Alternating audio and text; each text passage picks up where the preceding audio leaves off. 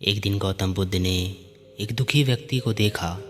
व्यक्ति बुद्ध के चरणों में गिरकर अपने दुख दूर करने का उपाय जानना चाहता था।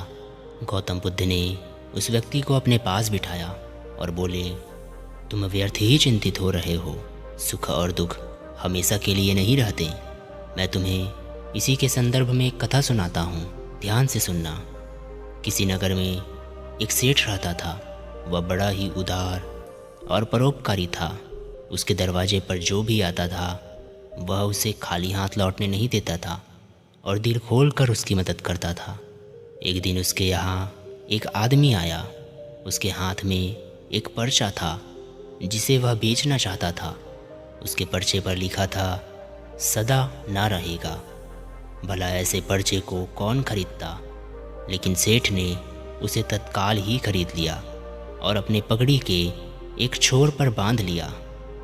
नगर के कुछ लोग सेठ से बहुत ही ईर्ष्या करते थे। उन्होंने सेठ पर चोरी का इल्ज़ाम लगा दिया। राजा ने सेठ को पकड़वाकर उसे जेल में डाल दिया। जेल में काफ़ी दिन बीत गए। सेठ बहुत ही दुखी था। अब वह क्या करे, उसे कुछ भी समझ नहीं आ रहा था। एक दिन अकस्मात सेठ का हाथ उसकी पगड़ी के उसी गांठ पर गया। उसने गांठ खोलकर पर्चा निकाला और उसे पढ़ा। उसे पढ़ते ही उसकी आंखें खुल गईं। उसने मन ही मन कहा, अरे तो दुख किस बात का। जब सुख के दिन सदा नहीं रहें तो दुख के दिन भी सदा नहीं रहेंगे।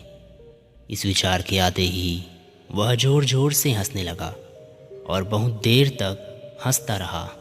जब सैनिक ने उसकी हंसी सुनी तो उसे लगा कि सेठ दुख के कारण पागल हो गया है। उसने राजा को खबर दी। राजा आया और उसने सेठ से पूछा, क्या बात है। सेठ ने राजा को सारी बात बताई।